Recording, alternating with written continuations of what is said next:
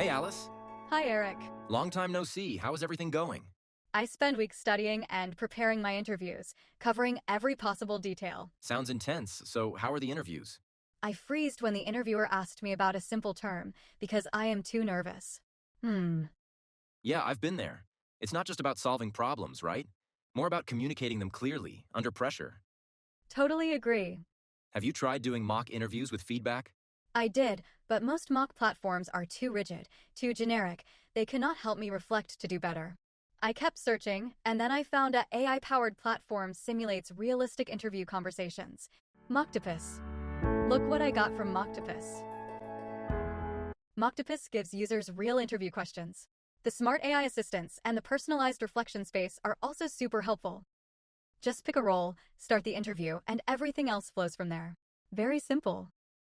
Let's give it a try. Awesome. I can answer the question either by voice or text. Let me try this question. Wow, it gives me follow-up questions based on my response, plus feedback and even a sample answer. That's super helpful. All right, free trial looks great. I'm sold. Time to make an account.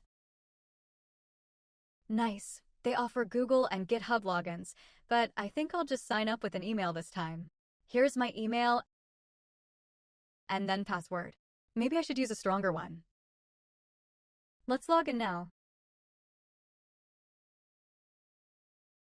Here's my dashboard. It shows I just joined today. Maybe I should start by choosing a new username first. Ooh, they've got more avatar choices. These are adorable.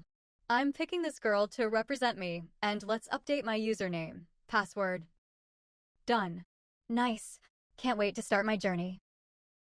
Capture questions to get level up. Whoa, this is actually pretty cool. The number of questions will also adapt based on the difficulty and the levels I choose. This isn't just some one-size-fits-all quiz. It actually adapts to where I'm at. Right now, I'll mock for data scientist internships for the behavioral question part. I can answer this question in voice mode. Hi, I'm Alice, a computer science student. I think I would be a strong fit because... That's not too bad.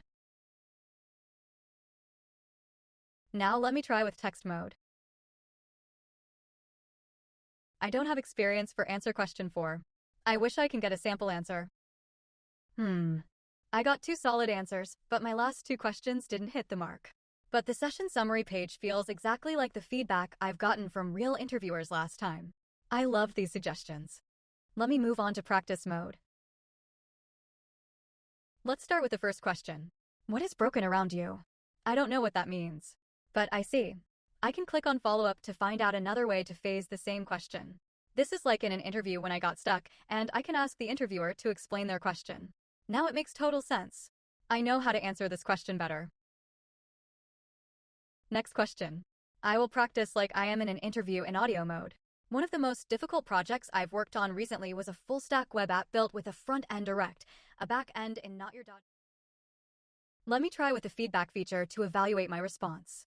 Okay, I need clearer structure and more context. I can use this feedback to improve my response. Let me try again.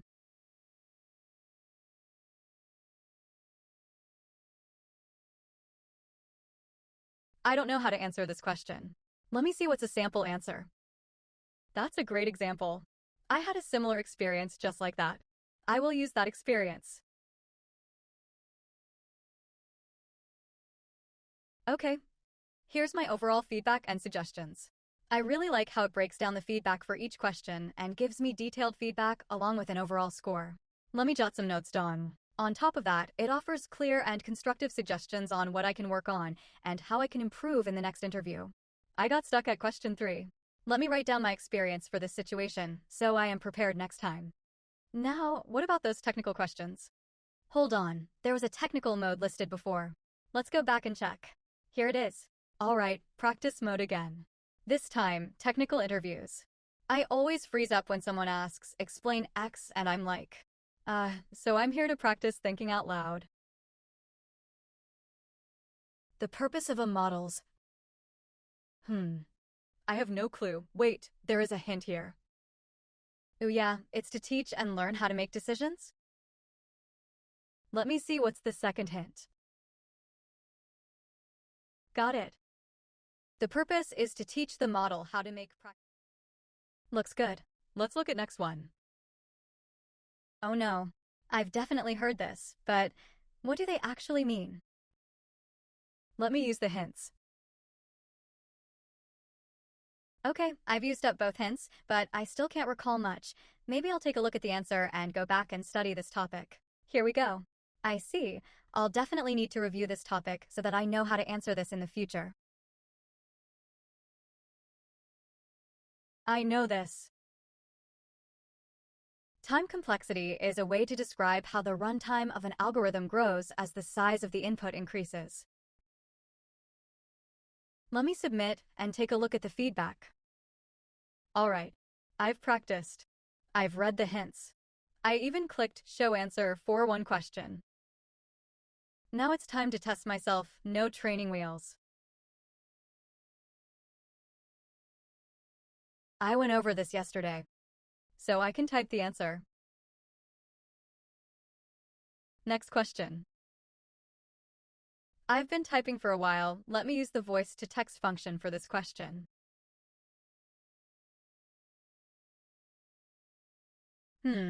I am not 100% sure what it is. Let me take a look at the hint. Interesting.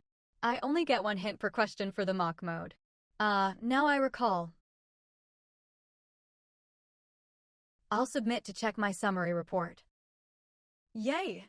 80 out of 100. I feel more confident now. What if I want to review the sessions that I've practiced? Let's see what I've got in my dashboard. There is a stats bar that shows my progress with how many sessions I've completed, how many questions I've answered with audio mode or typed. It even organizes my sessions into tabs. Let's check the library. The library shows all my past sessions. Let's check the Octopus highlights. I remember Mocktopus said this session could use some work. I should make some notes here. I'll bold the keywords and add a highlight in my note.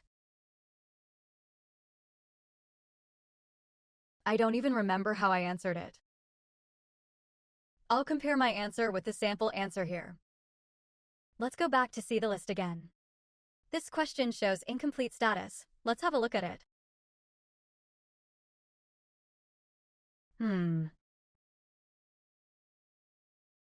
I'll save this one for later.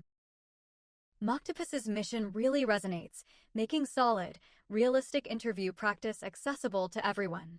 I want to send them a message. Phew, that was intense, but in a good way. All right, that's enough prep for tonight. What a busy day. I don't have time for a full session. Maybe just a quick question today. What? I've saved 10 questions already. That's more than I thought. All right, I'll tackle one now. This is a technical question. Looks like 14% of users saved this one too. Hard difficulty. Let me redo this. I feel good about this one. I'm gonna remove it from my list. Even when I'm outside without my laptop, I can keep practicing on Mocktopus. I just sign in from my phone, and my dashboard is right there, ready for me, no matter where I am. I can start a mock session or practice session anytime, answering questions by voice or typing. I can review my notes, and the notepad works just as smoothly on mobile. It's so convenient. Oh look, a reply from the Mocktopus team. Let's see what Mocktopus is all about. Hey, this is our overall structure. We'll walk you through each key area. We use the MERN tech stack in this project. React handles the front-end client layer while the server-side runs on Express framework inside Node.js.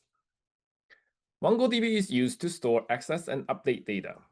We also have a Flask microservice used to manage the AI model for voice-to-text transcription. So here is how our data is organized.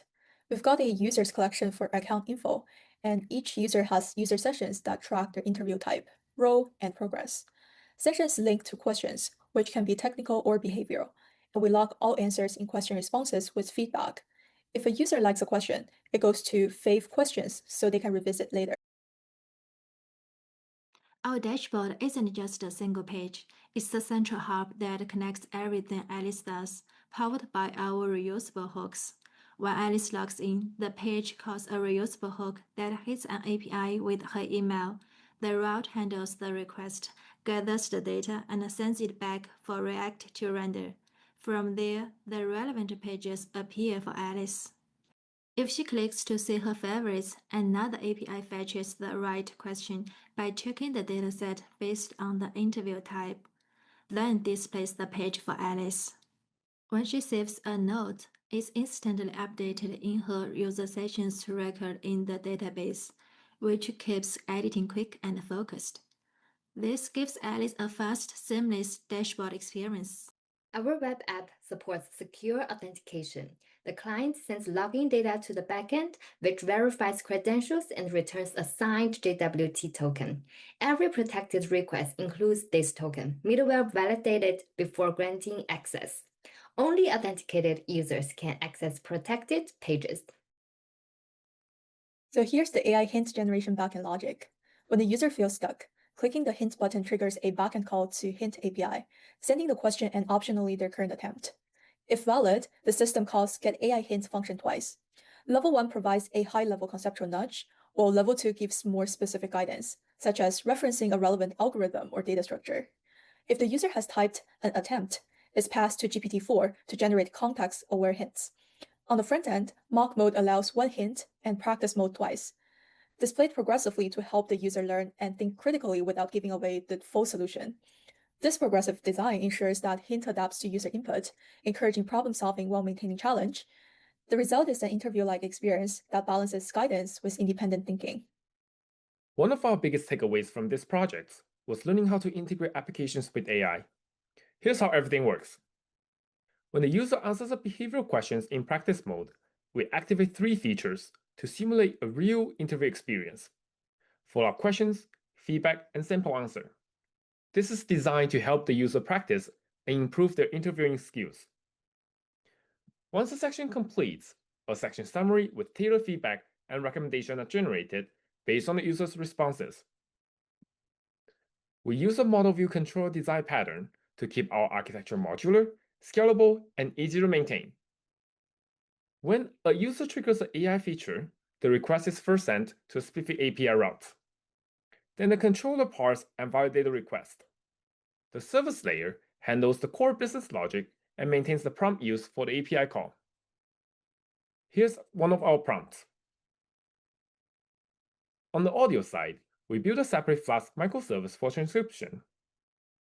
The frontend uploads the audio file to the backend, which temporarily stores it and forwards it to the Flask application.